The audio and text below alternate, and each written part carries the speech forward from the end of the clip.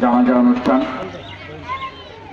এটি অত্যন্ত বেদনাদায়ক, আমাদের জন্য অত্যন্ত শোকাবহ ঘটনা।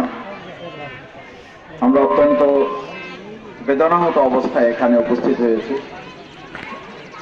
আমি সর্বপ্রথম আমাদের মরহুম কালাম ভাই সহ যে 4 জনের কফিন নিয়ে আজকে আমরা এখানে জানাজায় উপস্থিত হয়েছি, আল্লাহ সুবহানাহু তাআলার কাছে দোয়া করি আল্লাহ তাআলা মেহেরবানি করে তাদের জীবনের সব গুনাহ খাতা মাফ করে রাসূল করিম সাল্লাল্লাহু আলাইহি সাল্লামের যে বর্ণনা, সেই বর্ণনা অনুযায়ী আমরা জানতে পারি যে এরকম দুর্ঘটনায় যারা ইন্তেকাল করেন তাদেরকে শাহাদাতের মর্যাদা দেওয়া হয়।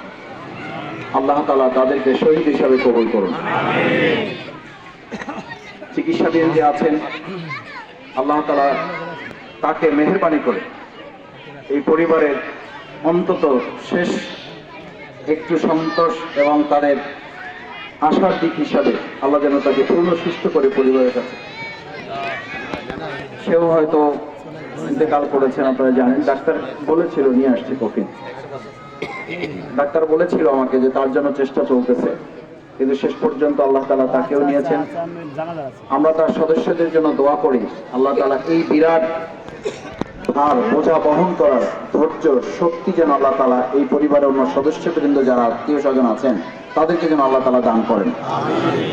সম্মানিত এলাকাবাসী, একটা দুর্ঘটনা পুরো একটা পরিবারকে আজকে আমাদের চোখের সামনে এত বড় একটা বিপদের মধ্যে ফেলে দিয়েছেন। আল্লাহ তাআলা তাদেরকে দুনিয়াতে এর উত্তম প্রতিদান যারা আছেন তাদেরকে দান করুন, এবং যারা চলে গেলেন তাদেরকে আল্লাহ তাআলা জান্নাতুল ফেরদাউসের মেহমান হিসেবে কবুল করুন।